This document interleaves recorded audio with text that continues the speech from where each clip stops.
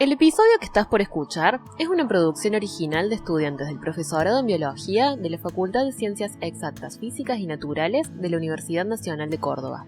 Fue escrito y grabado como parte de las actividades prácticas de comunicación en educación y salud propuestas en la materia Educación para la Salud.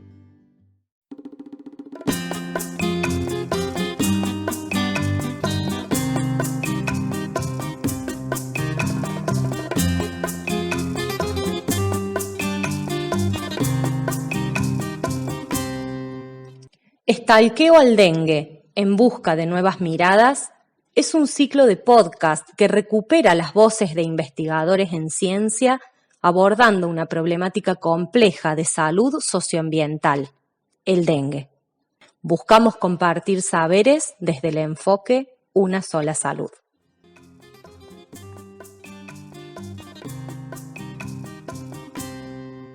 En este primer encuentro vamos a abordar las problemáticas de salud en torno al control de insectos, con una mirada desde la conservación de la biodiversidad.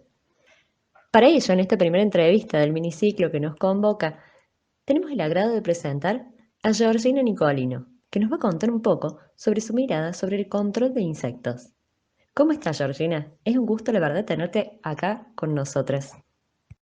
Hola, ¿cómo están? Bueno, un gusto para mí también formar parte de este espacio. Bueno, Georgina, les contamos, es bióloga de la Universidad Nacional de Córdoba y se especializa en conservación de la biodiversidad, algo que particularmente sabemos que te apasiona, ¿no? Trabaja también como docente y se encuentra realizando tareas de control de insectos para la Municipalidad de Almafuerte. Contanos un poquito sobre este trabajo que estás haciendo que tiene que ver con el control de unos insectos que son los jejenes, que son parecidos a los mosquitos, pero bueno, no son lo mismo. Sí, nosotros trabajamos con jejenes, que son una especie del orden de los dípteros, son parecidos a los mosquitos, son de la familia Simulidae y también las hembras son hematófagas, ¿sí? Es decir, que se alimentan de sangre. Hacemos control biológico, es decir, utilizamos un organismo vivo para controlar a estos insectos, ¿sí? El organismo que utilizamos particularmente es una bacteria y lo que hace es pegarse a las larvas de estos insectos que se encuentran en el río. Es decir, los estados inmaduros de este insecto se encuentran en el río y el adulto, digamos, está en la tierra. Son bastante molestos porque sus picaduras son dolorosas, ¿sí? Un poco más que la de los mosquitos y afecta mucho a la actividad turística del lugar. ¿Estos insectos transmiten enfermedades en Argentina o en alguna otra parte del mundo que vos sepas? Sí, transmiten enfermedades. Si bien aquí nunca hubo casos de esta enfermedad, sí ha habido casos en África y en algunos países de Latinoamérica y llegó hasta Brasil. Se llama oncocercosis, es una filaria. Es decir, en el caso de que este parásito llegase, por ejemplo, a través de alguna persona hospedadora, tendríamos en Argentina a los posibles vectores, ¿no?, que transmitieran esta enfermedad en esta familia de simúlidos. Exacto, sí. Si la enfermedad llegase a la Argentina, nosotros tendríamos los vectores. Los vectores son del género Simulium. Pueden ser varias especies las vectoras de la enfermedad. Por lo tanto, es potencialmente vector. ¿Sabes qué? En este podcast quisimos entrevistarte porque nos interpela el avance de enfermedades transmitidas por vectores, puntualmente el dengue, que es un virus que se transmite por el mosquito Aedes aegypti. Pensamos que existen en realidad distintos abordajes necesarios para esta problemática socioambiental que no se están teniendo en cuenta en las acciones de salud implementadas. Puntualmente, y según tu experiencia, queríamos saber qué acciones de salud pública son las más frecuentes para el control de insectos. Bueno, en general lo que se hace es realizar fumigaciones con insecticidas químicos. Se utiliza también, sobre todo para dengue, los planes de descacharreo, que consiste en acercarse casa por casa e ir sacando los posibles sitios de oviposición de las hembras. Tenemos entendido que el grupo con el que vos trabajas en realidad tiene como una postura bastante firme sobre el uso de insecticidas sintéticos ¿Por qué esta postura así tan firme? Nosotros trabajamos en un grupo en el cual no estamos de acuerdo con el uso de estos insecticidas, básicamente porque al ser un cuerpo de agua, donde habría que fumigar contra los jejenes, sería mucho más factible que se contaminen otras especies, ¿sí? Es decir, toda la comunidad que se desarrolla allí. Esto incluye aves, peces e invertebrados que se encuentran dentro de este ecosistema, ¿sí? Por otro lado, sabemos que los insecticidas químicos provocan resistencia sobre las especies blanco, ¿sí? Es decir, que se hacen rápidamente resistentes, por lo tanto dejan de ser efectivos. Y además afecta a otras especies, como decía recién, que no son blancos, ¿sí? Y respecto a la salud humana, nosotros también formamos parte, o sea, somos organismos vivos y por lo tanto nos va a afectar de igual manera que podría afectarle a otros grupos. Bien, hay como una complejidad entonces ahí.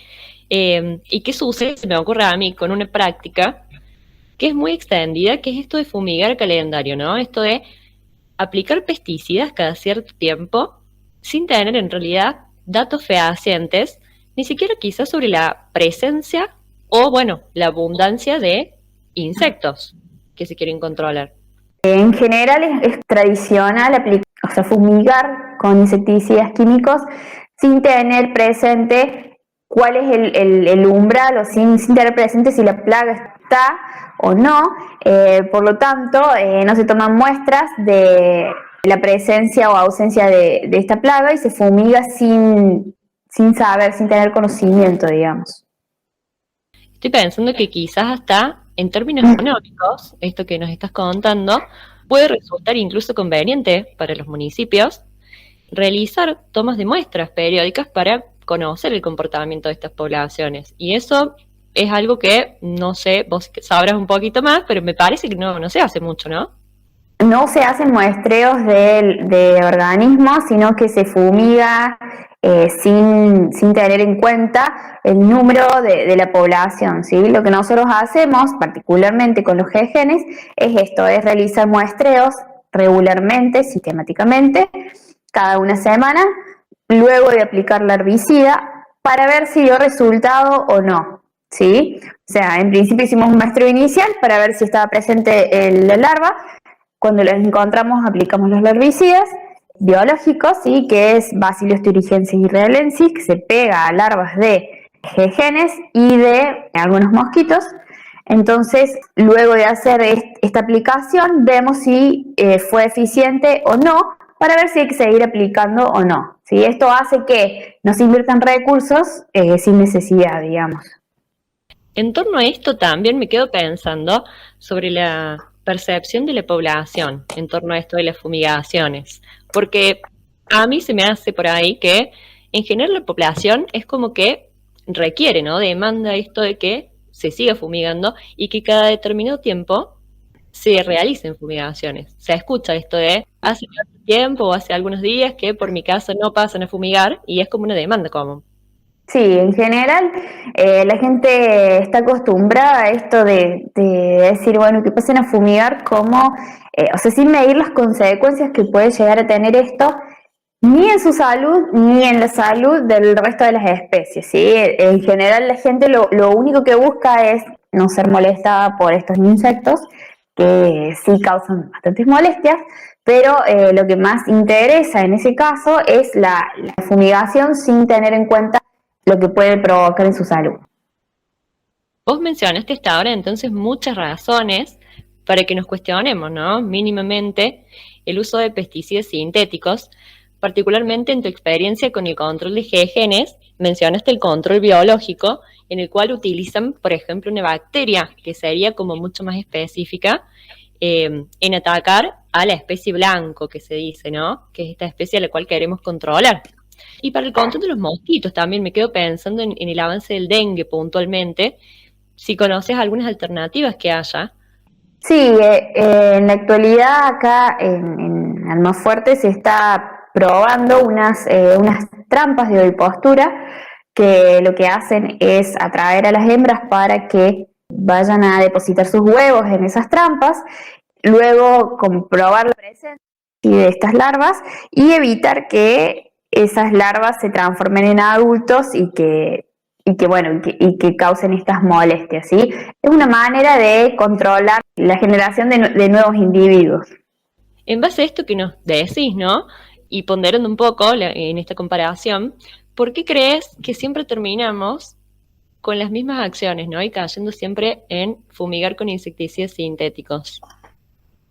En general siempre se apela a esto del insecticida químico porque el SENASA permite la utilización y la comercialización de insecticidas que tengan un solo componente y por lo general los insecticidas biológicos no lo tienen, es decir, tienen mucho más de uno. ¿Sí? Entonces, por eso no se aprueba para que sea comercializado a gran escala. Por otro lado, está la presión de la gente, ¿sí? O sea, en general la gente demanda mucho, como decimos recién, y lo que quieren es que se termine rápido, sin importar lo que haya que hacer para que eso suceda. Entonces se usa lo que está más a la mano y lo más fácil, que es esto de los insecticidas químicos, ¿sí? Y otra de las cosas es que no se hacen estudios a nivel poblacional de los organismos problemas. Por lo tanto, es necesario hacer, a mi entender, un estudio poblacional y de comunidades para poder realmente saber cómo se comporta ese ecosistema y cómo se debe actuar a la hora del manejo. Bien, en esto me quedo pensando en toda la complejidad que hay, en todas las interrelaciones que estás mencionando entre las distintas partes, ¿no? del ecosistema. Sabemos que hay un problema en Almafuerte con una especie de planta que está proliferando así descontroladamente, ¿no? En los ríos y tiene como un poco de relación con esto de el aumento en las poblaciones de jejenes. No sé si vos me sabrás explicar y nos sabrás contar a todos de qué se trata esto y si en realidad hay una interacción de este tipo. Sí, en Almafuerte hay una planta que antes no estaba, sí, y que hace un poco más de 10 años que ya se encuentra en nuestro río y que ha colonizado todo el lecho del río, ¿sí? Para nosotros es un problema porque lo que hace es ser sustrato para la ovipostura. Le brinda a las hembras sitios para que ovipongan en todo lo ancho del río, que es bastante grande, ¿sí? Entonces, no solo en los márgenes, como se suele comportar en otros lugares, sino también en todo el lecho del río. Por lo tanto, lo que habría que hacer es extraer esas plantas y que sería bastante complicado a nivel de logística, ¿no? O sea, la extracción mecánica, porque está cubriendo todo el río, ¿sí? Y es una planta que no es originaria de Córdoba, sino que es una planta cosmopolita que coloniza lugares. Bueno, ¿cuánto nos queda para pensar, ¿no? A partir de esta mirada de salud y ambiente, para poder llevar adelante acciones de salud que tengan el impacto deseado sobre la proliferación de vectores, de enfermedades, de insectos, y que no generen finalmente todo lo contrario, ¿no es cierto? Sí, es necesario ampliar la mirada y poder tener en cuenta todos los actores dentro de un ecosistema para poder actuar y realizar el manejo adecuado, para evitar también que, como vos decís, proliferen otros vectores, otras enfermedades y que a lo mejor yo controlo con un insecticida químico acá uno que es insecto problema y estoy favoreciendo a la proliferación de otros, ¿sí? Entonces es como que es necesario hacer un estudio acabado de todo el ambiente para poder tomar una decisión. Súper interesante la perspectiva que nos brinda esta entrevista, haciendo foco en lo importante de considerar a la salud de las personas y de los ecosistemas, teniendo en cuenta sus múltiples interrelaciones y determinantes mutuos. Queremos agradecer muchísimo tu participación en este podcast del día de hoy y tu gran predisposición siempre que tenés para difundir conocimiento sobre la importancia, ¿no?, de conservar esta biodiversidad de la que todos somos parte. Bueno, muchas gracias a ustedes por brindarme este espacio y espero que sirva de algo y crear un poco de conciencia respecto a nuestro ambiente y de cómo tenemos participación en el mismo.